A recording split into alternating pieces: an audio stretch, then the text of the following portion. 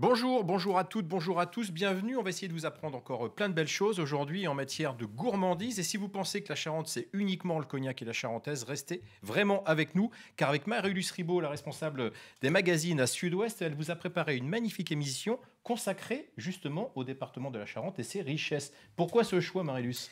Mais vous savez, Stéphane, on a une petite obsession à Sud-Ouest Gourmand depuis 12 ans qu'on a créé cet univers autour de la gastronomie au sein de Sud-Ouest. C'est de dire que pour bien manger, il faut d'abord avoir de bons produits. Et il se trouve qu'on a découvert un site exceptionnel qui s'intéresse à la Charente et à la Dordogne, mais on en reparlera de la Dordogne, qui s'appelle Terre de Saveur, qui met en relation les producteurs avec les consommateurs. Et nous, on dit, c'est extraordinaire, cette terre de Charente, en plus, c'est vrai que on la voit un peu toute recouverte de vignobles. Voilà. Or, c'est pas du tout le cas. Et donc, on a eu envie de parler de ce terroir qui est extraordinairement dynamique, qui est très, très, très, très riche, très divers. Et on va parler de plusieurs produits aujourd'hui. Alors, justement, des produits, des producteurs avec Terre de Saveur. Est-ce qu'on peut avoir une petite présentation justement de ces producteurs? Alors oui, on va parler du Nord d'abord avec Jérémy Borde, qui est un éleveur de veaux de chalet. Alors vous allez voir, ce sont à chaque fois des personnages passionnants. Je rappelle qu'on va les avoir sur ce plateau. Ils sont avec nous aujourd'hui, on les remercie d'être venus. Voilà. Et ce sont des gens vraiment qui ont un parcours à chaque fois qui est assez extra. Et on sent vraiment une passion très forte dans ce qu'ils défendent. Et puis on est là vraiment dans la défense du produit. Jérémy, d'abord, éleveur de veaux de chalet. Puis on va avoir Jean-Marie Arcicot. Alors là, lui qui défend depuis très longtemps un produit extraordinaire qui est la poule de Barbezieux. Et enfin, une jeune femme, Émilie Cheminot, qui a repris la ferme familiale pour faire de la noisette. Et alors, là-dessus, évidemment, Marie-Luce, parce que ça serait vraiment marcher sur un seul pied, on mettra aussi les accords mets et vins. Et puis, pour mettre tout ça en musique, tout ça de la meilleure façon, évidemment, on allait chercher, on va dire, les meilleurs de Charente, en tout cas le père et le fils. Un seul nom, deux prénoms, une très belle adresse à Bourg-Charente, étoilée depuis de nombreuses années. Vous allez nous dire qui sont nos deux invités, Thierry et Julien Véra.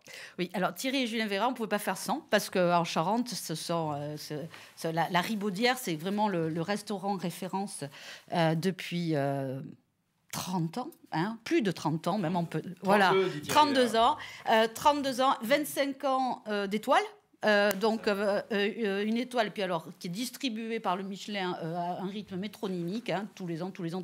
Jamais une faille depuis. Voilà, ce qui est quand même déjà... 25 ans, c'est long, c'est beau. C'est peut-être pas un hasard. Parce que justement, ce qu'on défend aujourd'hui, Thierry Véra, et maintenant avec Julien, son fils, eh bien, c'est ce qu'on doit faire. C'est-à-dire que depuis toujours, ils défendent le produit. Alors, il est vraiment ambassadeur, Thierry. C'est-à-dire qu'il a même sauvé des produits qui sont en Charente, comme la truite de Jonsac, qui était une truite qui était moribonde. Et grâce à son engagement, vraiment, c'est ça. On a sauvé ce produit qui est aujourd'hui adoré partout en France. Alors, justement, par rapport à ça, on a un site, on l'a cité, Marie-Luce, vous allez peut-être nous le présenter, et on accueille Marie Lambert, justement, pour en parler. Vous avez un statut de pilote du site, j'aime bien ce mot, parce que ça veut dire ce que ça veut dire. Peut-être une première question, pourquoi avoir créé ce site internet de mise en relation, est-ce que je peux le présenter comme ça, entre les producteurs locaux, et j'ai envie de dire les consommateurs locaux, mais les consommateurs locaux avec internet, aujourd'hui, ça peut être n'importe où. Alors tout à fait, en effet, c'est pour les locaux, mais on peut partir sur toute la France. Donc je suis ravie d'être avec vous aujourd'hui pour vous parler justement de Terre de Saveur, qui est un site qui met en relation nos producteurs et nos internautes, comme vous venez de le dire, et qui fait la promotion des produits gastronomiques de Charente et du Périgord. Donc c'est un site qui est entièrement gratuit pour nos producteurs. C'est un site qui est vraiment dédié à nos clients. Alors, nous n'avons pas attendu la crise sanitaire pour développer, accompagner nos clients dans leur activité. Ça fait 3 ans maintenant que Terre de Saveur existe et c'est vrai que c'est une belle aventure qui continue. Lancée en mars 2018, on référence aujourd'hui 280 producteurs sur le site, dont une centaine vendent leurs produits en ligne. Donc vous allez avoir un large choix de produits sur le site internet avec plus de 680 références, parmi lesquelles vous aurez des produits très emblématiques de la Charente et du Périgord, comme le foie gras, le pinot, le cognac, la truffe. On a aussi des plats cuisinés dans la pure tradition, un peu comme le faisaient nos grands-mères. Et puis on va retrouver des produits un petit peu plus originaux, un peu plus différenciants, comme on a des pâtes artisanales au cognac, on va avoir du safran qui est cultivé en Dordogne. On a également une bière bio à base de noix. On a un miel à la spiruline qui a une couleur bleu céladon qui est très surprenante. Donc vous l'aurez compris, il y en a vraiment pour tous les goûts. Justement, et c'est Marius qui enchaînera, j'ai une question, ça tombe bien. On vous invite évidemment tous à poser des questions. On est sur le live Facebook qui sera évidemment mis en replay, mais c'est vraiment le moment pendant ce direct de poser vos questions. Je cite Alain Sébar, je ne sais pas si c'est Charente-Périgord ou d'ailleurs. En tout cas, il dit, est-ce qu'on trouve tous les produits? Ça réagit vite. Est-ce qu'on trouve tous ces produits sur le site ou est-ce que certains, s'ils sont des produits frais, il vaut mieux aller vers le producteur? Comment ça marche? Alors on a différentes sortes de produits. En effet, on propose deux modes de... Voilà, soit on achète directement à la propriété, soit on commande sur Internet et en livraison à domicile. Et donc c'est vrai que sur les produits frais, on est un petit peu limité en termes de livraison, de respect des normes, etc. Mais vous trouverez sur le site tous les contacts de nos producteurs et on peut rentrer directement en relation avec le producteur pour aller chercher les produits à la ferme. Le message est passé, à vous Marius. Est-ce que justement les consommateurs, vous avez senti un boom sur ce site au moment de la crise sanitaire, premier confinement et aujourd'hui? Grosso modo, comment ça fonctionne? Combien? Oui, en effet, Marie-Luce, on a vraiment une fréquentation en hausse sur le site avec ce confinement, cette crise sanitaire que nous vivons tous aujourd'hui. C'est vrai que je pense que les gens ont pris conscience de l'importance du circuit court, du consommé local, et on a tous finalement un rôle très important à jouer. On doit être vraiment acteur de notre alimentation, c'est-à-dire encourager une économie locale qui est créatrice d'emplois et en même temps réduire notre impact environnemental en préférant des produits frais, des produits de saison, des produits locaux. D'accord. Et terredesaveurs.com, demain, ça devient quoi? Il faut dire que c'est quand même sous le pilotage d'une banque, hein, disons-le, le Crédit Agricole, qui est près de... Voilà, qui a énormément de clients dans le monde rural. Quel est l'avenir que vous souhaiteriez donner à ce site? Alors c'est vrai qu'être une banque qui accompagne ses clients à développer sa notoriété, son chiffre d'affaires, je trouve que ça a vraiment du sens. Et alors pour demain, je dirais devenir le Amazon gastronomique de Made in Charente-Périgord, pourquoi pas? Non, mais... Et on peut dépasser la Charente et le Périgord même. C'est vrai. Non, mais plus sérieusement, on veut vraiment continuer à accompagner nos clients à développer leur notoriété, leur visibilité et leur chiffre d'affaires. On a également des projets aujourd'hui sur Terre de Saveurs, c'est un petit peu comme sur un vrai marché. Vous allez faire vos courses et c'est sur le principe de je fais mon panier, un producteur, un paiement. Et demain, on aimerait arriver à proposer des paniers multiproducteurs. Donc, ça passe par une brique de paiement unique. Donc, on est en train de travailler avec notre webmaster sur ce concept pour pouvoir proposer ça à nos clients. On aimerait également se recentrer sur des produits bio, augmenter un peu notre gamme bio et puis toujours aller à la recherche de pépites, de pépites et de produits qu'on ne trouve nulle part ailleurs, des produits vraiment différenciants. Et derrière tout ça, il y a vraiment des histoires d'hommes et de femmes passionnés, comme vous le disiez. C'est exactement ça. C'est ce qu'on va voir. Tout à fait. Merci Marie Lambert pour cette présentation du site. Alors justement, ambassadeur de ces produits de Charente, on en a un formidable ici, sans flagornerie. Moi, je me rappelle de Thierry Véra, la première année, j'étais encore sur ce poste en Charente quand vous avez eu votre étoile. Et vous étiez déjà cet ambassadeur de vos produits et surtout de vos producteurs. Qu'est-ce qui fait, il faut le dire à l'époque, ce n'était pas courant, qu'un chef devient l'ambassadeur de ses producteurs? Alors, c'est-à-dire que quand on est arrivé en Charente en 1989, il y avait... personne n'était fédéré, tout le monde faisait ses propres productions de chaque côté, c'était pas très structuré. Et c'est vrai qu'on s'est rencontrés sur un marché, d'ailleurs sur un melon charentais. On avait fait un papier sur un melon charentais. Et c'est là où on a commencé à comprendre qu'il y avait un potentiel très important en Charente. Hein. Il n'y a pas que le cognac, le pinot et les vins de pays. C'est vraiment un pays de cocagne. Hein. Il y a de l'élevage, il y a du maraîchage, il y a de la pisciculture, il y a vraiment tout. Mais fallait aller le chercher. Parce qu'on sait que les producteurs sont toujours timides. Parce que ça, ce gisement, il est là et vous le valorisez. Mais pourquoi à un moment vous êtes dit moi? Parce qu'il faut se le dire franchement, les chefs à une époque, ils donnaient pas trop leurs recettes. Non, voilà. Ce qu'on est en train de faire aujourd'hui avec Marie-Luce, qui est, on va dire, l'essence même de la revue de Sud-Ouest Gourmand et de la verticale gourmand dans les pages de Sud-Ouest, c'est de donner des bons plans. Vous, à l'époque, vous avez enfreigné un secret presque. Dès le départ, effectivement, même certains de mes collègues n'étaient pas très contents que je transmette des adresses un peu de prestige, parce qu'on sait que c'est toujours des micro-productions et que si le grand public met le nez dedans, forcément, on risque de grossir et de ne plus maîtriser la qualité. Donc, on a essayé de le faire intelligemment et d'accompagner le producteur vers l'excellence. C'est-à-dire, sur le maraîchage, à l'époque, il n'y avait que des grosses courgettes. Je dis, prenez les plus petites, vous les vendrez mieux, les gens ont une densité de goût. Donc, on essayait vraiment de jouer alors, sur l'alimentation et sur la technique de culture qu'ils maîtrisaient. Mais pour aller vers l'excellence, ça a mis de plusieurs années et on a accompagné ces producteurs-là. On a écrit un ouvrage il y a 20 ans à ce sujet-là où je transmettais mon carnet d'adresse en totalité. Et c'était une première en France. Et aujourd'hui, on voit que le consommateur, on ne peut plus lui vendre quelque chose sans lui donner l'information. Et chez nous, sur nos cartes, tous les producteurs sont nommés dans tous les plats, que ce soit des huiles, des condiments, le veau, la volaille. Et nos serveurs sont formés à expliquer aux consommateurs comment la poule de Barbezieux est élevée, comment le veau de Chalais est élevé, avec chaque spécificité de chaque producteur, parce qu'on a quand même un élevage de qualité en Charente. Alors justement, Marie-Luz, un élevage de qualité, on va revenir et on salue évidemment tous les serveurs, tous les professionnels de restauration, on pense très fort à eux. On en fera un petit mot tout à l'heure avec vous, Thierry et Julien, sur comment vous attendez avec impatience et comment vous préparez évidemment cette reprise qui nous manque tous et tous. Je pense que c'est pas Marie-Luz qui va me dire le contraire. Alors, le premier éleveur qu'on a et dont on parlait à l'instant avec Thierry Vera, c'est Jérémy Borde. C'est vous qui nous en parlez, Marie-Luz? Oui, alors on a donc 3 producteurs aujourd'hui. Jérémy Borde qui est ici, on aura ensuite Jean-Marie Arcicot qui fait de la poule de Barbezieux et Émilie Cheminot dont je vous ai parlé. Donc, et à chaque fois, Thierry et Julien vont décliner une recette avec ce produit phare. Une recette qu'on retrouvera sur les 2 sites, Terre de Saveur et sur sudouest.fr. Voilà, et donc Jérémy Borde, moi j'étais ravie de faire votre connaissance parce que là on sent qu'il y a une passion incroyable. Vous avez 37 ans. Et Jérémy fait du veau de Chalais avec son frère. Et il a décidé véritablement de lancer cet élevage en souvenir de votre grand-père, vous m'avez dit.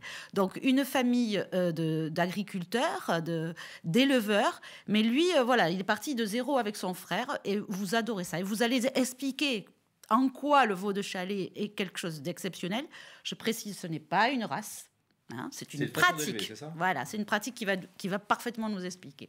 Alors, qu'est-ce que le veau de Chalais ? Oui, bonjour. Donc, tout d'abord, merci de nous avoir invités. Donc, le veau de Chalais, si vous voulez, c'est une production sur un territoire. Vous êtes à Brie-sur-Chalais, c'est exactement, ça ? à Brie-sous-Chalais. Donc, c'est une petite commune dans le sud de Charente, à côté de Chalais. Si vous voulez, le veau de Chalais, c'est une production donc, sur un territoire, sur une zone géographique établie. Où on pratique, si vous voulez, l'élevage des veaux d'une manière ancestrale. Cette manière, c'est-à-dire on nourrit exclusivement nos veaux avec du lait qui est tété, je dis bien tété, au pied de la mer, et sans apporter d'autres façons de nourrir le veau. Soit de la poudre de lait. Alors, en l'occurrence, souvent, la poudre de lait est souvent donnée, mais là, l'interdiction de pouvoir apporter autre chose que du lait tété au pied de la mer. Combien de temps, précisez-nous, la durée justement de cet élevage ? Pour un veau, il faut compter de l'ordre de 4 à 5 mois. Okay. Aujourd'hui, on a bien compris, alors c'est historique, on en parlait tout à l'heure, des débuts de Thierry avant qu'il décroche son étoile. On a toujours eu cette volonté à la Ribaudière et dans d'autres endroits, en Charente et ailleurs, d'avoir du veau de Chalais. Combien vous êtes aujourd'hui à perpétuer cette tradition ? Alors aujourd'hui, nous sommes à peu près une quinzaine de producteurs à produire encore du veau de Chalais. Ce qui fait quand même une offre, on va dire, limitée, même si pour vous elle est importante. Ça part où et qui est consommateur aujourd'hui du veau de Chalais ? C'est donc justement le milieu de la gastronomie ? Oui. Alors justement, en quantité de veaux annuels, à peu près, c'est 300 à 400 veaux produits par an. Ces veaux, ils sont majoritairement vendus en boucherie, en grande surface également, et après auprès de consommateurs ou aussi auprès de restaurateurs. Alors ça, c'est assez rassurant, parce que quand vous dites c'est aussi vendu en grande surface, ça veut dire que quand même, il y a enfin une main qui est tendue par la grande surface à des producteurs comme vous, qui êtes vraiment des producteurs qui vous faites bien, il faut dire les choses comme elles sont. Et donc, on peut retrouver... Alors, est-ce que c'est ce qu'on appelle le greenwashing ? Est-ce que c'est une façon pour les grandes surfaces de faire un produit d'appel pour dire, voyez comme on a du veau extraordinaire et pour balancer des choses moins bonnes à côté, ou est-ce que vous pensez qu'il y a vraiment quelque chose qui se passe au niveau de la grande surface pour changer la donne ? Je pense que oui, de toute façon, les grandes surfaces ont tout intérêt, eux aussi, à vouloir essayer de montrer qu'ils travaillent avec des producteurs locaux. Et puis, oui, de toute façon, ça leur met en en avant leur rayon de boucherie traditionnelle. Je pense que c'est important pour eux. Oui, il y a un peu des deux. Donc. Ouais. Je crois que ce partage de qualité, il est effectivement aujourd'hui un bien commun. On va passer directement du producteur au consommateur par un transformateur haut de gamme avec Thierry Véra. Après, ce sera son fils sur la deuxième recette. Alors Thierry, qu'est-ce qu'on va faire avec ce veau de chalet? Et peut-être un petit mot justement, pourquoi vous travaillez ce produit? Parce que là, on a entendu comment on le produisait. Ce produit, parce qu'on le travaille depuis toujours, depuis qu'on est installé en Charente. On a découvert ce produit-là. À l'époque, la production était encore plus restreinte. Je ne sais pas, peut-être m'aiguiller, il y a 25 ans, c'était que quelques veaux par mois. Et on a eu la chance de rencontrer un éleveur, qui est toujours éleveur du reste aujourd'hui, et qui nous a fait découvrir un produit juste incroyable. Et bien sûr, on l'a mis en avant de suite sur nos cartes. Parce qu'il faut remettre, il y a 30 ans, on était dans l'élevage de masse, avec les problèmes que le veau, les hormones et tout, les antibiotiques, où tout le monde se rappelle qu'on prenait l'escalope à fonder à la cuisson et tout ça. Et donc nous, c'était des produits qu'on ne travaillait plus en belle restauration. Et de nouveau, on s'est réintéressé au veau parce qu'on a trouvé ce veau de qualité qui, pour moi, sans chauvinisme, est le plus beau veau de France. Le problème, c'est que c'est la réalité. Mais c'est la réalité, c'est la vérité, c'est le seul endroit à Chalais. Il y a d'autres régions quand même où on fait comme ça. Non. De mémoire, il faut plus voir au niveau de l'éleveur, mais je ne pense pas qu'il y ait un cahier des charges aussi strict ailleurs que Chalais. C'est ça. Et ça, alors, forcément, nous, on a sauté dessus. On a une qualité de viande incroyable, on a une mâche, une texture, une longueur en bouche. Et à la cuisson, le produit ne bouge pas. Pour aller chercher des belles caramélisations, et la viande va se tenir. Et on aura toujours cette mâche, on n'a pas quelque chose de savonneux, de tout mou, on a une mâche, une texture, et ce qui permet de manger beaucoup moins. Parce que dès l'instant où on fait travailler ou on mastique, on a une densité très importante de goût, on est plus vite rassasié, et je dis, vaut mieux manger 120 grammes de bon veau que 300 de mauvais. C'est clairement... Et le luxe, c'est toujours la différence, c'est pas le prix, parce que ça coûte pas forcément plus cher qu'un mauvais veau. Et parce qu'à l'arrivée, on retient le même poids. Et on en met moins, et on mange mieux. Voilà. Peu ou beaucoup, comment on l'a préparé aujourd'hui? Alors là, on l'a travaillé différemment que classiquement. On a pris le faux filet, qui correspond au faux filet sur du bœuf, sur du veau, et on l'a tout simplement fait un tartare au couteau. Mais avant de le couper au couteau, on lui a fait un petit salage. Donc ça permet vraiment de densifier une fois de plus la chair et d'obtenir cette mâche et ce croquant que l'on recherche. On aime bien que nos plats aient de la texture. Donc on sale très légèrement. Et comme nous, on a notre signature, notre fil conducteur à la Ribaudière, c'est le monde de la tonnellerie, le monde du chêne. On l'a légèrement fumé au bois de chêne. Donc là, on est sur des grands chênes. Et nous, c'est-à-dire qu'on récupère, en fin de compte, on fait des petits copeaux de chêne que l'on trempe dans de l'eau. On fait une petite braise et on vient finir toutes nos viandes comme ça. Alors là, on l'a fait à froid, de manière à pas cuire la viande, et juste amener un petit fumet qui va venir condimenter le plat. Et ça, on peut le faire tout. Alors là, vous allez voir, c'est très très fin. Et l'assaisonnement, on a été très simple. On a juste mis un peu d'huile de noix des Borderies, donc de Cécile Vidal, excellente huile de noix. Alors pour tout le monde, les Borderies, c'est bien en Charente. C'est une appellation de cognac magnifique. Du cognac, tout à fait. Qui est un cru très très connu, qui est tout petit, mais et donc pareil, on y fait aussi de l'huile de noix et pas que du noix, raisin. parce que, comme je vous dis tout à l'heure, il y a beaucoup de diversité de production. Il n'y a pas que le cognac. Et puis quand il y a eu cette fameuse crise du cognac dans les années 90, il y avait aussi une remise en cause de certains viticulteurs qui sont diversifiés et qui ont gardé cette diversification. Ce qui est intéressant, ils ne sont pas sur une monoculture, ils touchent un peu tout, et ça leur permet de... Ouais, c'est intéressant. Ouais. Et donc, pour revenir à l'assaisonnement, on a mis juste notre faux filet légèrement fumé, taillé au couteau, un peu d'huile de noix, et pour le condimenter, le rehausser, on a mis un peu de moutarde de Gourvillette. Pareil, parce que nous avons une très belle moutarderie à Gourvillette. Vous m'en avez parlé de celle-là, toute ça a l'air petite. De quelque chose. Alors c'est pareil, c'est des petits joyaux, c'est des petites pépites. Ils sont en train de réimplanter la production, la culture de la moutarde. On sait qu'aujourd'hui, il n'y a quasiment plus de production de graines de moutarde. Ça vient plutôt du Canada. Et eux ont eu cette volonté-là de dire, on réimplante la moutarde en Charente. Et ils nous sortent une moutarde vraiment de très grande qualité qui vont être préparées dans des fûts de cognac, justement, où là vraiment, il y a un travail qui est communautaire. On retrouve un peu toutes les forces de notre département. Et pour ça, pour mettre dessus, pour mettre un peu de fraîcheur, on a mis un petit condiment ail noir café. Voilà, pour le côté torréfié, on retrouve le torréfié avec le bois de barrique. Et puis j'ai fait une petite salade d'herbes fraîches. Hein, là, on est en plein printemps, toutes les herbes poussent. Que je vais assaisonner. En détail, Thierry Véra, quand vous dites herbes fraîches, quel type d'herbe on met alors? Alors là, on a de la fleur de ciboulette, on a du persil, de l'estragon sauvage, on a un peu de cerfeuil et on a des fleurs de sarriette. Très bien. Ça sent presque c'est très coloré. Ouais, ce sont des plantes là, on peut véritablement en trouver en ce moment. C'est pas si compliqué. Hein, voilà, quand on dit fleur de ciboulette, par exemple, on se dit où est-ce que je vais trouver ça? Non. Moi, j'en ai trouvé la semaine dernière. D'accord. Voilà. Et là, c'est la pleine saison où toutes les aires potagères se mettent à fleurir. Donc c'est là où nous on vient récupérer ça et on va l'assaisonner avec le baume de Woodville. Alors le baume de Woodville qui est ne me spoilez pas parce que j'en parle après. Alors justement, la liaison, il faut utiliser trop fort, Thierry Véra. Non, mais alors la particularité, c'est que là, je vais mettre un baume de Woodville qui est un tout nouveau produit qui est fumé, donc qui est élevé toujours dans des barriques qui sont toastées assez fortement. On y met ce vinaigre très peu de temps et on va obtenir le côté fumé qu'on peut avoir, le côté torréfié de ce bois-là qu'on retrouve dans ce baume-là et qui va faire le lien avec notre veau qui est fumé. Donc, très bien. Marie, je vous laisse l'expliquer. J'assaisonne et je termine mon plat. Je n'ai pas goûté le fumé encore, donc... c'est un peu une avant-première.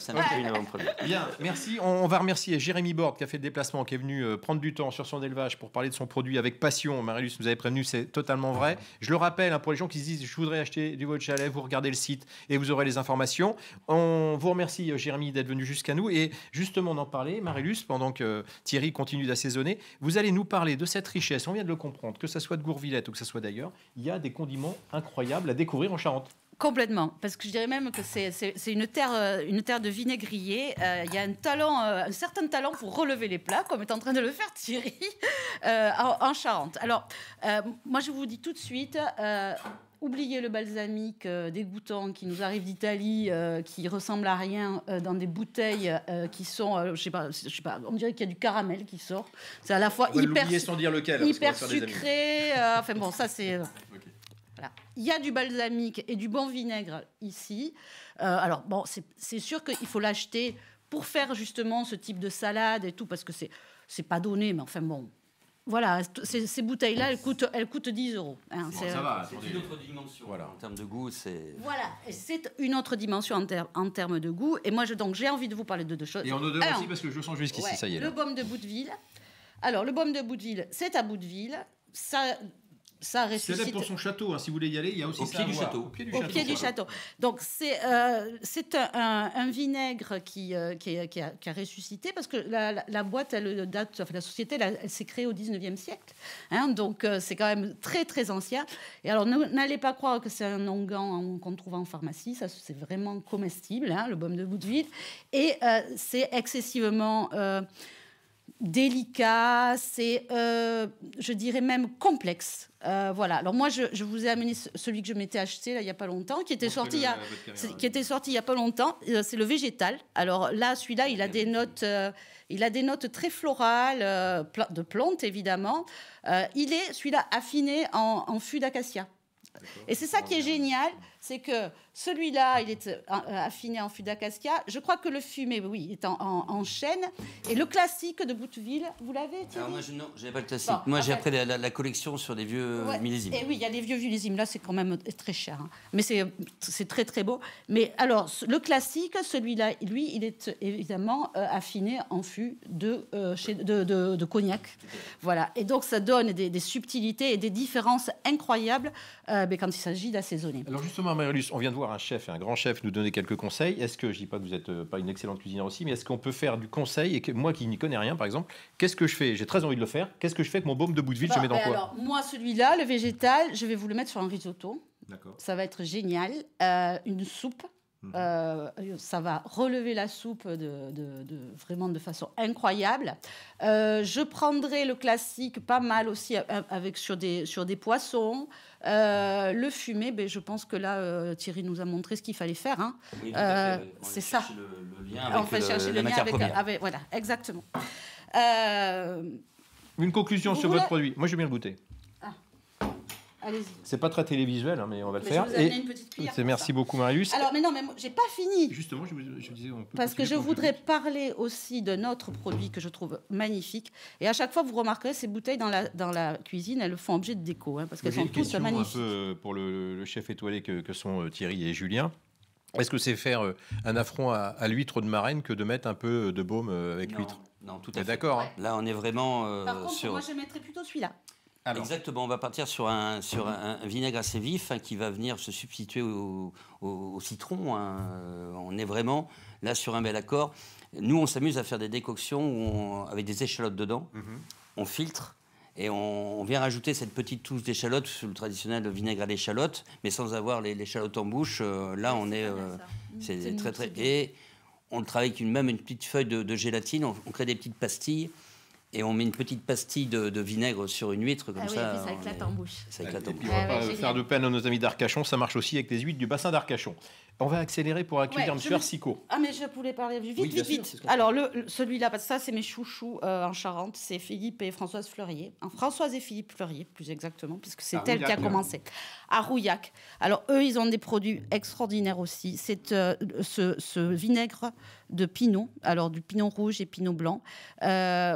C'est très, très subtil aussi. C'est d'une finesse incroyable. Ce sont des gens qui sont passionnés, qui font aussi un ketchup de tomate qui est à tomber. C'est presque Voilà. mal de l'appeler ketchup parce que ça n'a rien à voir avec le ketchup, faut le dire aux gens qui nous suivent. Non, mais voilà. Et ça, ce produit-là, voilà, moi je trouve que aussi c'est d'une immense subtilité. C'est très souple, c'est à la fois léger, mais bon, ça a quand même beaucoup de personnalité. Je dirais que c'est très élégant. Vous voyez, comme sensation. Voilà. Donc, Et alors on peut le dire aussi, un changement de vie total pour ces gens-là, une histoire passionnante comme tous les gens qu'on reçoit aujourd'hui. D'ailleurs, on a une image. C'est vraiment des gens qu'on a envie de rencontrer, de découvrir leurs oui, produits. ils étaient dans les arts graphiques, ils étaient Tout à fait. juste dingues de gastronomie, ils adoraient manger et tout. Et bien, à 50 ans, ils ont tout changé. C'est On les un couple extraordinaire. Alors, un autre passionné, c'est vous qui nous le présentez, Marie-Luce, il nous a rejoint. C'est un autre éleveur qui me disait tout à l'heure, j'occupe ma retraite, mais on l'a toujours associé, M. Arcicot, avec son produit. Vous nous présentez donc Jean-Marie Arcicot. Oui, Jean-Marie Arcicot, effectivement, vous êtes un passionné, vous êtes quelqu'un aussi qui défendait ardemment un produit qui est, on peut le dire aujourd'hui, quasiment en danger. C'est la poule de Barbezieux. Alors, la poule de Barbezieux, elle est superbe, elle est grosse, elle est bonne, et j'aimerais que vous nous racontiez quelles sont ces caractéristiques extraordinaires qui en font que c'est pas le poulet blanc qu'on voit ailleurs. Merci pour l'invitation. Donc, je suis président de l'association Oas-Poulba, donc sauvegarde de la poule de Barbezieux. Donc, c'est une race très ancienne qui était endémique du Sud-Charente et qui était très bien adaptée au terroir argilo-calcaire du Sud-Charente. Ce qui est arrivé avec les Espagnols et les Arabes, Oui, vous m'avez enfin, dit. on pense hein, qu'il y a de on pense que l'influence ça- espagnole, puisque un peu toutes les races françaises ont des influences de Minorque ou d'Espagnols. Et donc, elle était très réputée autrefois, notamment pour ses chapons, parce qu'on dit que c'est la plus grande race française, la plus développée. Et donc, elle avait disparu un peu après-guerre, notamment parce qu'elle pond des œufs blancs. Et donc, la mode des œufs roux avec la race de Maran qui est près de chez nous a supplanté la Barbezieux. Et en plus, bon, c'est quand même une volaille qui est assez difficile à élever puisque c'est une croissance très lente. Et puis, ça ressemble un peu à de la pintade au niveau activité et agressivité. Voilà. Donc, quand les races... Elle n'est pas très tendre, la poule de Barbezieux. disons qu'elle est tendre au niveau de la viande, mais au niveau de la... On ne peut pas l'élever... Voilà, on peut pas l'élever en claustration. Et donc, il y avait tout un mouvement des érudits de Barbezieux, des élus qui souhaitaient et qui avaient envie de retrouver cette race. Donc, comme mon père avait monté un élevage déjà, mais sans la race de Barbezieux, il a été sollicité plusieurs fois, mais ça n'avait pas très bien marché.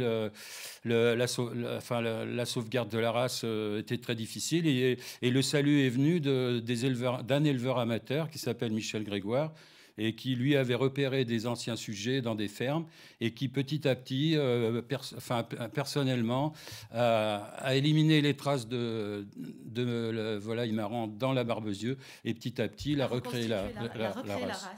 Il a retrouvé. Aujourd'hui, c'est combien d'éleveurs ? On n'est que 3 éleveurs. Et donc là, on est en un changement de génération, puisque moi, j'ai pris ma retraite et puis l'ancien président, M. Marchand, a pris aussi sa retraite. Donc on a eu la chance d'avoir 2 jeunes qui ont repris nos élevages personnels, qui ont transporté les bâtiments chez eux. Mais bon, c'est très précaire, puisqu'on a notre trésorière aussi qui a décidé de prendre sa retraite. Donc, voilà un produit qu'il faudrait vraiment sauver. Alors, il y a quand même une action des collectivités, puisque la communauté de communes... c'est surtout la région qui nous finance la sélection. La région et puis le département essayent de faire des choses. Donc, quand même, les gamins dans la communauté de communes de 4B, ils mangent quand même la poule de Barbezieux une fois par trimestre. Voilà, on a un service de poulet de Barbezieux une fois par trimestre. Mais bon, il faut vraiment faire quelque chose, quoi. C'est donc, parce que là, si vous voulez, on a recréé une filière entière et en volaille, c'est depuis l'œuf jusqu'au consommateur, il y a beaucoup d'étapes et qui sont très compliquées. Juste qu'on comprenne bien, Jean-Marc Arcicot, cette poule ou poulette, puisqu'on va voir ça avec Julien Vera, on peut dire aussi la poulette, je pense qu'on va prendre de Barbezieux, c'est comme le veau de Chalais à l'instant, on peut la faire que sur ce territoire où on pourrait prendre des poules de Barbezieux, les élever ailleurs disons, alors aujourd'hui il y a l'Aspoulba qui s'occupe des producteurs commerciaux, enfin qui font l'élevage, les agriculteurs, et à côté il s'est créé le club de la poule de Barbezieux, donc eux qui sont des amateurs et qui font les concours. Et là ils ont des adhérents dans toute la France et même à l'étranger, en Ukraine, en Suisse, en Allemagne, mais c'est plus pour la beauté des sujets et pour les concours. Bien, on passe le message en tout cas, s'il y a des vocations pour reprendre de l'élevage et développer l'élevage de la poule Barbezieux. Une vocation, on en a une en tout cas. Julien, bonjour. Julien Vera, bonjour. On est avec le papa, on est avec le fils. Il doit en avoir assez d'entendre parler du papa de Julien, donc c'est Julien Vera. Il partage l'étoile, Marilus, on l'a dit tout à l'heure, avec son père. Julien... Il a bourlingué, Julien, avant de revenir en Charente. Voilà, alors c'est partout, hein. Tokyo, l'Égypte, Kyoto, l'Égypte, le Danemark qui est une terre gastronomique s'il en est. Voilà, donc tout ça, il est revenu riche de plein de choses, de techniques et de passion pour les sauces, je crois. Et ça, c'est assez intéressant. En tout cas, Julien, aujourd'hui, vous partagez l'étoile avec votre père à la Ribaudière. On vous a connu à la plage de la Ribaudière, qu'il faut citer aussi, parce qu'on va faire un petit mot quand même, encore une fois. On attend tous la réouverture des terrasses, et qui plus est celle de Sandro Droit, idyllique à la Tremblade. Et il y en aura d'autres, on en parlera évidemment tout à l'heure avec votre père. Est-ce qu'on peut rentrer, justement, Marilus et vous, Julien, sur le détail de cette recette? Et puis, moi, je suis le néophyte ici. Alors, pourquoi on a dit tout à l'heure poule, que maintenant on parle de poulette? Alors la poulette, donc faut demander au producteur qui saura mieux vous expliquer que moi. Et moi, j'affectionne beaucoup la poulette pour sa tendreté. De Barbezieux, tout à fait. Donc là, on a fait on vous a préparé dans l'esprit d'un poulet au vinaigre, donc qui est une vieille recette classique française. Donc normalement, c'est dans l'esprit d'une fricassée de volaille qu'on vient déglacer au vinaigre. Mais là, on l'a un petit peu revisité, donc on a travaillé le blanc et la cuisse séparément. Alors ça, il paraît que c'est très compliqué en cuisine de faire à la fois la bonne cuisson de la cuisse et du blanc. C'est ça, parce qu'en fin de compte, le blanc nécessite très peu de cuisson, et la cuisse, une cuisson plus longue, plus douce. Donc là, la cuisse, on l'a préparée donc avec un genre de farce à pâté, où on y a intégré les foies de volaille, les cœurs de volaille. Et on a roulé notre cuisse et on l'a cuit très longuement à la vapeur. Et ensuite, on est venu la rôtir. Pour ce qui est du blanc, donc on est venu l'ouvrir, y mettre une farce fine, donc avec l'aiguillette. On l'a passé au mixeur avec un petit peu de blanc d'œuf, un petit peu de crème. Puis on est venu refarcir notre volaille et puis on y a même ajouté un petit peu de foie gras. Voilà. Et donc pour la sauce, donc on a même récupéré la carcasse. Donc pour faire un bouillon de volaille qu'on a réduit, qu'on a crémé et beurré au beurre des Charentes. Et on va venir y ajouter au dernier moment le baume de Boudeville, donc pour pas le dénaturer, pour pas le cuire. Le fil rouge, ce baume de Boudeville, voilà. Sur toute cette émission. On va tous repartir avec. Les légumes, Julien. Alors les légumes, donc là on est en plein dans la saison, donc on vous a préparé une petite fricassée de légumes primeurs, donc de chez Monsieur et Madame Émeillant, qui sont sur le marché de Jarnac. Et on va présenter d'ailleurs votre assiette à la place du poulet, si vous voulez bien. Regardez, comme ça, parce que là je vois qu'on a toujours le poulet. Voilà, allez-y, hop. Vous allez le décaler. Très très envie. Voilà, magnifique. Donc excusez-moi, c'est pour qu'on voit les légumes. Tournez-les un petit peu, c'est parfait. Voilà, ouais. Très bien. Ah, oui. Ok. Alors, on continue sur ces légumes. Voilà, donc les légumes, donc ce sont des petits primeurs de chez Monsieur Émeillant et des petites pommes de terre grenaille de l'île de Ré qui viennent juste de commencer, et qui sont vraiment délicieuses. Il y a de l'asperge, hein. Il y a de l'asperge, donc de l'asperge verte, de l'asperge blanche, des artichauts, des oignons nouveaux, des petites févettes, des petits pois. une carotte nouvelle, carotte fan. Et votre père me disait, quand on a échangé, que justement, il y a 30 ans, ni poireaux ni carottes en Charente, on ne trouvait quasiment rien. Le maraîchage était quasi anecdotique. Ça va mieux. Des gros légumes, des carottes qui étaient assez énormes. Là, on voit qu'on est sur quelque chose d'assez fin, d'assez... Avec des goûts concentrés, donc. Julien, sans faire affront à votre talent, la présentation, effectivement, elle nous fait tous saliver. Je pense que les gens qui nous suivent aussi, on a juste envie de se dire, et moi je reste dans mon rôle de néophyte, c'est juste intouchable pour un cuisinier qui ne sait pas trop faire. Je dirais, c'est une recette très compliquée. Alors, c'est une recette très compliquée, oui, après on peut la simplifier. Alors justement, c'est ma question. Si je reste sur ma poulette ou mon poulet de chez Arsico ou de chez ses jeunes successeurs, qu'est-ce que je peux faire de simple à partir de ce produit? On peut la rôtir entière très classiquement, ou bien désosser les cuisses, les cuire longuement, je dirais 1 heure à 100, assez bas, à 170 degrés. Voilà, donc qu'elle soit assez fondante. Et puis on va laisser les blancs sur le coffre, ce qu'on appelle le coffre, c'est-à-dire c'est juste les 2 filets de volaille qui sont sur la carcasse en fin de compte, et on va venir les rôtir et les passer au four bien moins longtemps, plutôt 20 à 30 minutes, pour avoir quelque chose de très moelleux. Après, quand on cuisine un peu, moi ça me fait pas peur, ça. Hein. Non, mais ça, je vous fais confiance, Marie. Non, mais franchement, c'est pas... C'est pas très compliqué. Je crains que le dessert le soit plus. Mais là, pour l'instant, je pense qu'on y arriverait. Ça va faire une liaison. Merci Julien, on vous retrouvera tout à l'heure avec votre père, évidemment. On va pouvoir enchaîner, Marie-Lu, justement, et me remercier Monsieur Arsico. Juste vous dire que vous pouvez nous retrouver sur notre site internet, aspoulba.fr. Eh ben, ça, c'est très bien. On mettra tous ces renseignements dans les papiers réactualisés sur sudouest.fr et on partagera ça avec nos amis de Terre de Saveur qui nous accompagnent tout au long de ce rendez-vous qui se passe pour l'instant super bien. Moi, j'apprends plein de choses et j'imagine que vous aussi qui nous suivez. On va donc remercier Jean-Marie Arsico. On va recevoir une jeune productrice de noisettes. On en parlait tout à l'heure avec Thierry. Et on va se dire quelque chose, Thierry, qui va rejoindre son fils dans le champ parce qu'ils travaillent tous les jours ensemble. On ne va pas leur faire mettre des masques. Ça nous fait plaisir d'avoir le père et le fils avec nous et ça serait vraiment dommage de s'en priver. J'ai une question technique pour les deux puisque les lecteurs nous posent des questions. On me demande si je peux cuire une côte de veau. Excusez-moi, je vais la chercher. C'est Madame Trijol Evelyne. Est-ce que je peux faire une côte de veau moelleuse de 3 à 4 cm d'épaisseur à basse température ou est-ce que vous me le déconseillez? Alors, le jeune chef. Alors, je pense que c'est plutôt judicieux de la cuire à basse température. Dans un premier temps, la cuire très peu, et puis après finir avec un beau rôtissage, avec un beurre noisette, une gousse d'ail, du thym, du laurier, et on aura quelque chose de très moelleux. Est-ce que Thierry Vera valide la proposition de Julien Vera? Pour ceux qui n'ont effectivement pas l'outillage nécessaire, parce que les basses températures, ça nécessite un four vapeur, tout simplement une belle cocotte va faire le même office. Hein. On démarre avec un petit beurre noisette, on fait des marquants, on met un couvercle, on met au four, donc on va garder cette zone très très humide, mais pareil sur un four qu'on va régler à peu près à 120 degrés, et on laisse bien le couvercle sur la cocotte, et là on va garder tout le moelleux, la saveur, et bien sûr la servir rosée, hein, ne pas surtout aller trop loin dans la cuisson, il faut vraiment qu'elle soit rosée à cœur et très très juteuse. Un petit mot, on en parlait tout à l'heure avec Julien, vous êtes tous les deux, j'imagine que vous êtes comme tous les professionnels du secteur et sincèrement, mais je sais que Marie-Luce les voit régulièrement en ce moment, les croise, vous attendez tous, comme nous les consommateurs, la réouverture. Vous êtes prêts aujourd'hui techniquement à rouvrir si demain le président annonce une bonne nouvelle? Nos 3 établissements sont prêts à faire feu. On va pas parler du golf, de Cognac. Tout à fait, on a repris l'année dernière le restaurant du golf de Cognac où on y fait une cuisine autour du bois de chêne.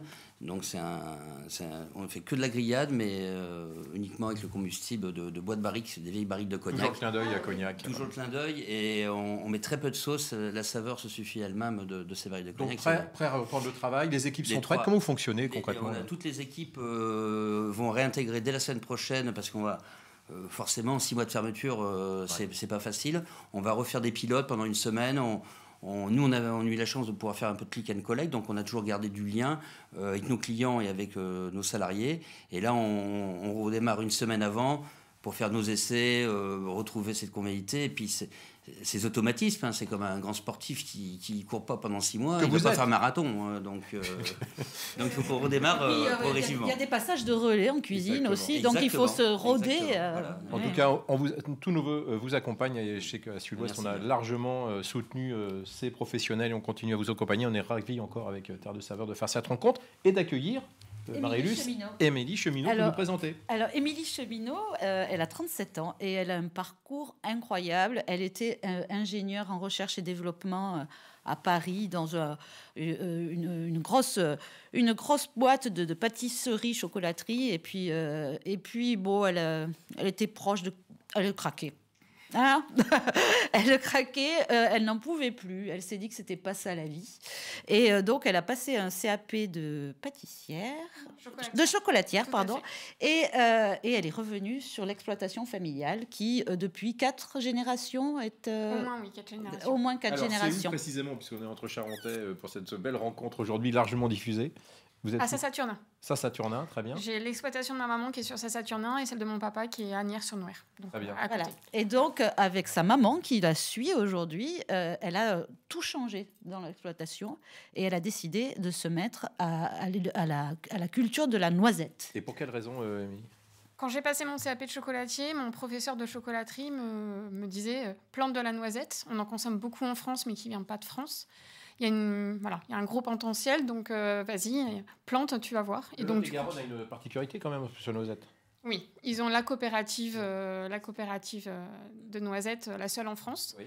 avec la majorité des producteurs qui sont quand même autour de la coopérative. Moi, j'ai fait le choix d'être indépendante. Voilà. J'ai que 5 hectares, donc c'est déjà beaucoup. Mais voilà, je préfère être indépendante. Les premiers noisettiers ont été plantés en 2014. Hein. Donc la société, elle se crée au fur et à mesure des plantations. On ne se rend pas compte du tout, vu de l'extérieur. 5 hectares, ça fait quoi en production en tonnes ou en kilos de noisettes? Alors pour l'instant, j'en suis pas en tonnes. D'accord. Je vais modérer en mettant kilos tout de suite. Oui, je suis à peu près à 700-800 kilos. D'accord. Alors cette année, on verra si la récolte est bonne, mais voilà. Moi, je grossis petit à petit et je transforme toute ma production, quasiment. L'objectif, c'est quoi en surface demain en hostier? On verra. D'accord, prudence. Oui, parce prudence. qu'en plus, quand on a vécu ce parcours-là, on a aussi envie, je crois, de le partager. C'est le cas d'Émilie. Elle fait ça. Elle fait plein de confitures de ouf aussi, avec des saveurs qui se mélangent, qui sont assez incroyables. Mais votre objectif, c'est aussi que votre retour à la terre soit partagé. Oui. Alors moi, c'est vrai que j'ai gardé quand même les vignes et les parties céréales de mes parents. Et puis, voilà, c'est une histoire de famille. Voilà, j'ai des employés où on est assez quand même... On partage, on discute ensemble des recettes, on goûte. Les noms des produits ont toujours une signification en lien avec nous. Et puis, c'est partager aussi avec les gens, les recettes qu'ils peuvent me donner. Et puis, c'est aussi ouvrir la ferme à l'extérieur pour que les gens comprennent comment fonctionne l'agriculture. Oui. Hein? On peut venir sur l'exploitation, visiter, il y a une boutique. Et puis, voilà. Pour moi, c'est le partage et c'est transmettre aussi aux gens comment on produit en France. On entend beaucoup de choses qui ne sont pas forcément vraies. Donc, moi, j'aime expliquer comment, nous, en tant qu'agriculteurs, ce qu'on fait en fait en pratique. Très pratique, le nom de la marque? Les filles de Beauregard. Très bien. Juste expliquez-nous pourquoi. Alors, parce que du coup, dans le projet, déjà, c'est une histoire de famille. On est beaucoup de filles. Et puis, j'ai beaucoup d'amis qui m'ont aidée dans le projet. Ma maman dit aussi, parce que les noisettes, ce sont des petites filles aussi qu'on élève. Donc voilà, c'était un petit clin d'œil à tout ça. On est ravis de ces parcours. Hein. On va rejoindre évidemment Julien et Thierry pour voir ce qu'ils ont fait de très bon, forcément, avec votre très bonne noisette. Je donne juste un rendez-vous, d'ailleurs, pour ceux qui s'intéressent, et j'en suis sûr que vous en faites partie. Demain, un autre parcours, ça sera une éleveuse de Guéret, qu'on aura dans une autre conférence. On vous donne rendez-vous à 11h. On va parler des circuits courts avec l'Agence alimentaire Nouvelle-Aquitaine. Et je prends cet exemple de vous, Émilie, parce que cette personne était pendant 11 ans dans un laboratoire et a basculé pour rejoindre l'entreprise, elle aussi, familiale, et elle a totalement transformé la production. Elle ne fait plus que de la vente directe de viande directement à la ferme. Et je trouve que c'est des parcours, effectivement, qui méritent, avec nos métiers, avec Marie-Luce et moi, de journalistes et tous les confrères, de mettre en avant.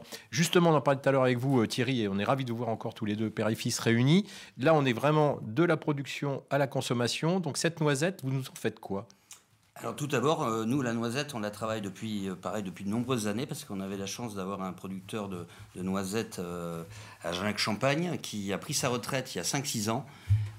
Et donc on avait arrêté de travailler la noisette en Charente parce qu'il n'y en avait plus. Et bon, ils en font de très bonnes en Italie, mais bon, n'étant pas italien, on avait carrément arrêté de travailler la noisette dans nos plats.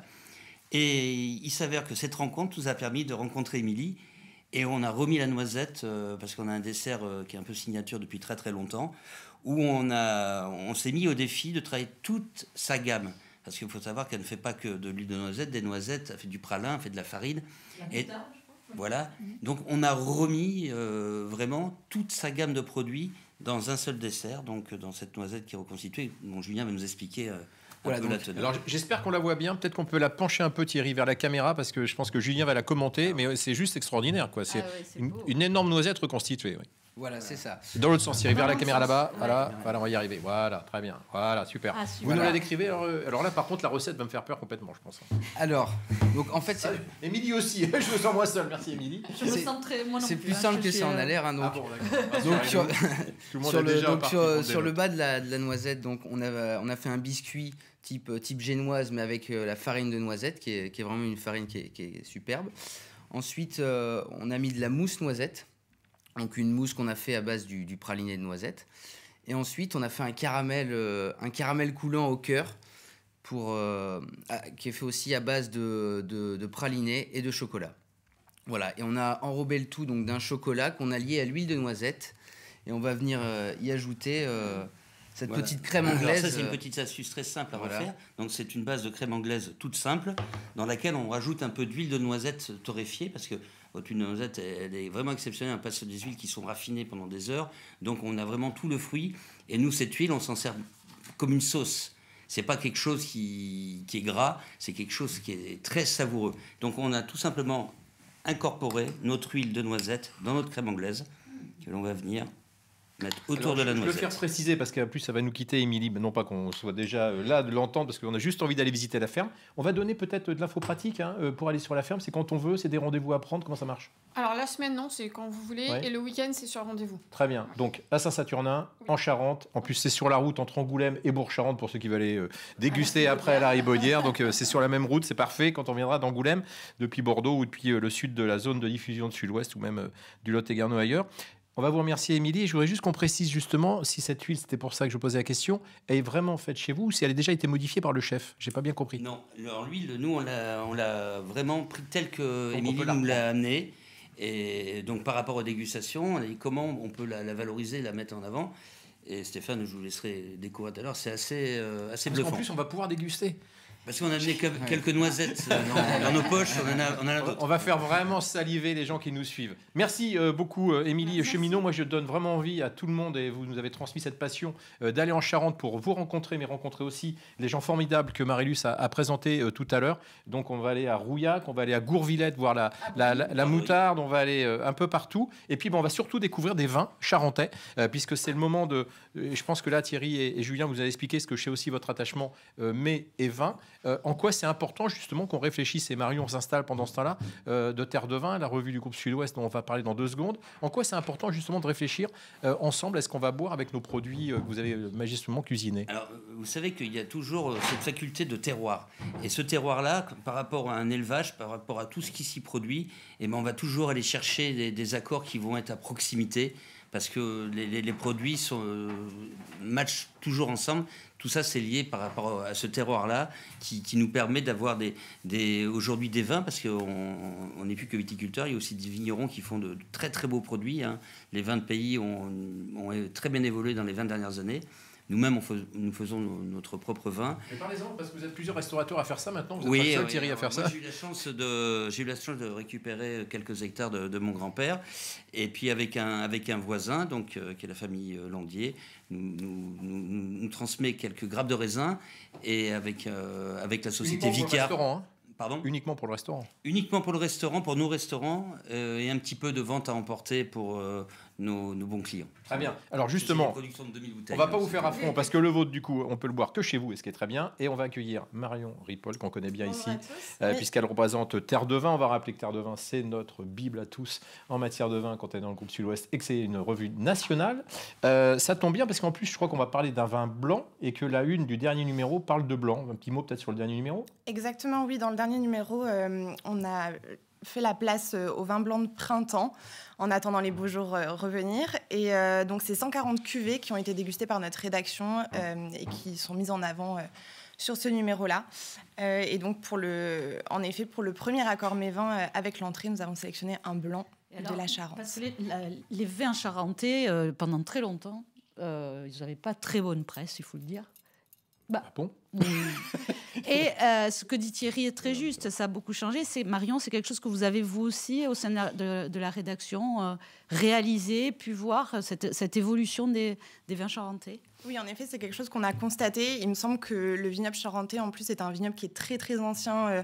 Je crois que les premières vignes sont apparues même au IIIe siècle, donc c'est vraiment un vignoble très, très ancien. Et aujourd'hui, on s'aperçoit qu'il y a un gros effort qui est fait en termes de qualité gustative. Et c'est vrai qu'on en parle de plus en plus et on valorise de plus en plus cette appellation IGP Charente. Oui. Très bien. Alors, un blanc pour l'entrée. On rappelle l'entrée, Marie-Luce. On était sur C'était un tartare de veau, donc avec de veau de chalet, avec une salade, avec effectivement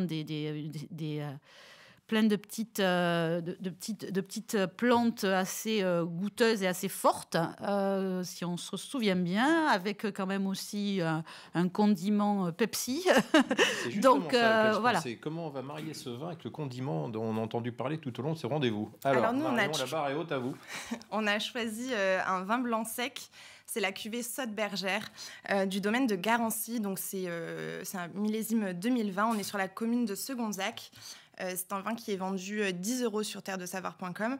Donc au nez, on va vraiment retrouver des arômes de pêche de vigne, de fleurs blanches. Il y a aussi des arômes... Enfin, c'est un vin qui est très frais avec des touches d'agrumes très légèrement prononcées. On est plutôt sur vraiment le zeste de citron. Il y a aussi un côté jasmin du matin qui va apporter beaucoup de fraîcheur. Vous savez, le matin, quand il y a la rosée qui part, c'est vraiment très, très léger, très rafraîchissant et ça va se marier à merveille donc, avec cette entrée et avec le côté cru du tartare justement. Et ensuite, on ne tombe vraiment pas dans le côté variétal avec ce vin-là parce qu'on a une dominante de Sauvignon gris qui va justement apporter une trame qui va apporter de la texture et un côté vraiment tranchant. Qui ne va pas lutter avec les arômes justement de noix qu'on peut retrouver sur cette entrée. Et en fin de bouche, on a un côté fruit bien mûr qui va apporter un côté chaleureux et gourmand, donc avec une finale très juteuse, pareil sur le zeste d'agrumes, le citron. Donc oui, un vin avec une trame acide, citronnée et une jolie chair acidulée qui va très bien se marier avec le veau. Petite question technique, messieurs, puisqu'on a beaucoup parlé, et on est ravis de le faire d'ailleurs, du baume de Boudeville. Est-ce que c'est quelque chose qui est compliqué justement à accorder avec le vin ? Non, parce qu'on est toujours sur des usages avec parcimonie. Il ne faut pas que ça soit dominant. On est là vraiment pour accompagner. Nous, on ne veut pas masquer la matière première. On est là justement pour la rehausser, pour un peu la scénariser. Donc, il n'y a aucun problème parce qu'on est sur un vin que je connais très très bien, que nous avons nous-mêmes également au restaurant, qui est un vin de très très belle qualité. Et ça va être un accord parce qu'on est comme... vous l'avez si bien expliqué, on est sur de la vivacité et là on est sur un tartare qui est très très frais, donc cette vivacité, on est vraiment sur un plat de printemps. Vous le disiez avec un peu d'humour, mais c'est vrai que c'est une réalité. Comment vous expliquez, Thierry, justement que ces vins, puisque vous l'avez mettez à la carte d'un étoilé, et pas forcément la notoriété qu'ils méritent? Ils sont trop proches de ceux de Bordeaux ou qu'est-ce qui gêne Non, c'est que toujours le vignoble cognacé a privilégié bien sûr les eaux de vie, donc la vinification pour faire des eaux de vie. Donc à l'époque, on sortait des vins très acides, toujours pour faire du cognac. Et il n'y avait peut-être pas cette culture du vin qui est en train de revenir avec justement les jeunes générations qui s'installent et qui ont envie de se faire plaisir, d'avoir. Alors, on n'est pas sur des productions pharaoniques, ça reste toujours des petites productions, mais qui sont franchement de très très belle qualité, qui n'ont rien à envier à d'autres vignobles voisins. Très bien, qu'on ne citera pas. Alors, Marion, on continue justement avec un autre vin de qualité, forcément, rouge cette fois, puisqu'on est là pour la Poulette de Barbezieux, qui n'a plus de secret pour nous maintenant. Donc là, on est sur un Romanne. Cuvée romane, exactement, donc de la Maison des Maines, cave Charlemagne. On est sur un millésime 2016, donc 2016 c'est un millésime qu'on rappelle qui est très solaire. Là, ce qui nous surprend de suite au premier nez, ça va être vraiment ces arômes de cerise noire qui évoluent vers la mûre, le pruneau. Il y a un côté très confituré. Et dès la mise en bouche, le jus est franc, direct, bien désaltérant avec des tanins qui sont fondus. Donc c'est un profil qui est gourmand avec ce côté vraiment juteux de cerise noire. Il y a aussi des notes de pruneaux, d'épices et de liqueurs un peu d'eau de vie qui sont forcément apportées par ce millésime 2016. Donc c'est un millésime voilà, qui est équilibré et qui a suffisamment de patine aujourd'hui pour être dégusté voilà, dès à présent. Il y a aussi des légères notes de tabac blond avec une trame qui est tannique et douce, donc ça accompagnera à merveille la volaille et la douceur de sa chair finalement. Il y a un joli fruit, c'est pas trop exubérant, ça prendra pas le dessus et ça va très bien accompagner ce plat. On conseille de le servir un petit peu froid. On est sur une finale qui est plutôt sur les crus. Froid, de quelle température? Quelle température? Enfin, nous, on l'avait mis au frigo, je pense, 2 heures avant et on l'a sorti 1 heure avant de le déguster et ça suffisait, mais voilà, dans les 15 heures. Et un prix? On est à 16 €. Très bien. Qui commence à être un budget pour un vin. Alors, c'est pas péjoratif, je le dis avec beaucoup d'amour pour ce département. Pour un vin charentais, Thierry, on est dans un haut de gamme de Charente? On est dans un très haut de gamme de Charente. Ça fait partie, on va dire, du top 5 charentais. Okay. Julien, un regard de jeune chef là, sur les vins charentais? Oui, je pense que ce vin va très bien se marier avec la poulette et surtout la sauce qui est relevée au baume de Boudeville. Alors c'est pas une sauce qui est très acide, c'est surtout pour y amener de la complexité et je pense que le vin va très bien marcher avec ce plat. Alors, ce qui va bien marcher, c'est votre surprise avec le dessert, pas le désert, heureusement, justement avec cette noisette. Là, on est sur un pinot de Charente, parce que pour une fois, on va dire d'où il vient précisément, c'est pas des Charentes. C'est un choix heureux, mais certainement à justifier. Oui, alors on a sélectionné un vieux Pinot des Charentes qui a 10 ans d'âge, qui est fait par le cognac Rémy Couillebeau. Donc dès le nez, on va vraiment rentrer dans l'univers oxydatif, un peu comme un rancho, vous savez, c'est ces vins doux oxydatifs qui partent très souvent vers des arômes qui évoluent souvent vers des arômes de noix. Il y a un joli nez de fruits secs, d'abricots confits, avec une petite note d'orange amer, une légère amertume. En bouche, c'est vraiment une bouche très ample sur l'orange confite. L'attaque, elle va être vive et gourmande, avec beaucoup de sucrosité, mais elle va venir tapisser le palais, justement, avec l'amertume qu'on peut retrouver avec le chocolat noir, et ça va très bien accompagner la noisette. C'est un vin qui est ample, très chaleureux, et tout de suite, on est gagné par une aromatique qui est riche. Alors nous, on a trouvé qu'au palais, en fin de bouche, on était vraiment sur un joli amer d'orange confite, mais c'est relevé par une toute petite note d'épices, un peu comme un tour de moulin à poivre blanc. Et c'est une petite merveille. Tout ça dans un même verre. Tout ça dans un même verre. Et avec Marion, moi j'ai tout dans le nez. Je sens ce qu'il y a dans la bouteille. Tout ça dans un même verre et au prix de 21 € du coup sur terredesaveurs.com. Alors Thierry et Julien, je vais me tourner encore vers Thierry plus que Julien parce que ça a rappelé aussi des souvenirs à votre père. Je me rappelle un moment, Thierry, vous avez fait le pari de faire que du cognac en accompagnement de vos plats. Je sais pas si c'est le pairing, le cognac à table, donc on n'était plus sur une boisson, on était sur vraiment un condiment, un assaisonnement où on servait 5 plats avec 5 fois 1 centilitre, donc pas plus de 5 centilitres pour le repas, mais on invitait le consommateur, avant de consommer le plat, à tremper les lèvres dans le cognac pour venir s'imprégner de saveurs et après de passer en dégustation parce que ça avait la faculté de venir préparer le palais aux arômes qu'on a réussi à retranscrire dans le plat. Alors c'est un peu technique. On sortait 3 arômes, pas comme Marion qui a la faculté d'en sortir beaucoup plus. On ne sortait que 3, les arômes majeurs. Et on recréait le plat autour de ces 3 arômes, ce qui permettait aux consommateurs de partir avec une microculture cognac, parce qu'on sait que c'est vaste. Il y a des qualités VS, VSOP, XO, réserve, rare, hors d'âge. Enfin, donc le consommateur est un peu perdu. Ça permet de synthétiser un peu en 2 heures de dégustation, d'avoir une microculture cognac. Et pour revenir au pinot et le chocolat, ça, c'est le perfect match, ce qu'on appelle. C'est l'accord parfait, c'est exceptionnel. Et au-delà de l'accord parfait, Julien, l'image du jeune chef que vous avez, je vais être délicat avec les gens du Pinot, et on adore ce produit ici, évidemment. Est-ce que c'est un produit qui parle encore aux jeunes? Et est-ce que vous n'êtes pas en train, justement, de vu votre âge, en proposant ce mets avec ce Pinot, est-ce que vous n'êtes pas en train de donner un petit coup de jeune? Est-ce qu'il en a besoin? Comment vous le voyez, ce produit, vous? Alors, le Pinot, c'est sûr que c'est un produit... C'est un produit qu'on consomme pas tous les jours, mais moi je le trouve pour ma part très intéressant. Ouais. Et surtout, comme il disait, avec le chocolat et ses côtés de fruits secs, ça peut avoir un réel intérêt. Et je pense que... Donc on pourrait même, au-delà de cette recette, le conseiller avec d'autres desserts. Ah oui, je pense, oui. Ah, d'accord. Ouais. Okay. Parce qu'il faut savoir qu'on a le Pinot blanc et le Pinot rosé. Oui. Donc ça ouvre un peu la palette des possibles. Très bien. Marion, un petit mot, c'est en plein votre actualité, c'est les primeurs. Prochain numéro de Terre de Vin spécial primeur, on le sort quand ? Oui, on a bouclé le magazine pas plus tard qu'hier. Nos équipes ont sillonné le vignoble pendant 4 semaines. Ça a été très intense. On les plaint. Comment ? On les plaint. Oui, mais on peut. Hein. Le prochain numéro donc sortira le 19 mai prochain.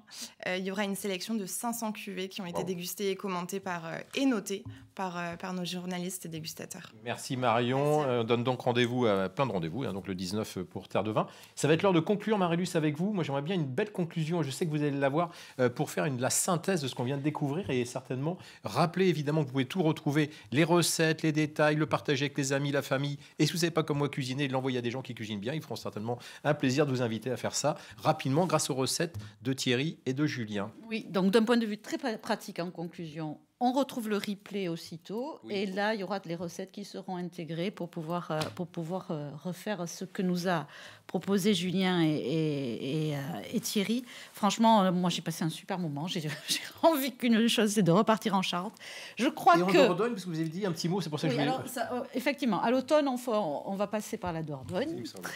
Il y a de quoi dire aussi. Mais avouez que ce qu'on vient de voir là pendant 1 heure, et l'idée qu'on s'en faisait montre quand même que ce territoire de la Charente a une richesse et une variété qu'on ne soupçonne pas et qu'il faut vraiment aller voir. Je pense que c'est extraordinaire parce qu'on est loin d'avoir sorti tout ce qu'il y a, mais vous voyez, il y a quand même des produits qui donnent vraiment très envie. Alors, on est totalement d'accord avec ça, Marie-Luce, et on va même dire comment ça se passe aujourd'hui en matière de tourisme, parce que c'est important de dire aux gens qui veulent visiter ce département. Les 2 départements ne font plus qu'un en matière de tourisme. C'est une agence départementale, bidépartementale. C'est important à dire parce que je pense qu'on est bien nombreux ici à bien connaître ce département de la Charente. Je pense qu'il a toujours un peu vécu à l'ombre de ce département de Charente-Maritime. Il faut le rappeler, aujourd'hui, le 1er ou le 2e selon les saisons en matière de tourisme. Et aujourd'hui, la Charente peut profiter. Il y a même des guides spécialisés. Je sais que vous en participez aussi, oui. Marie-Luce, avec le MAG, le week-end, etc. On parle régulièrement de la Charente. Il y a plein de choses à découvrir, pas uniquement en matière gastronomique, mais on peut lier les deux, aller visiter des choses. Il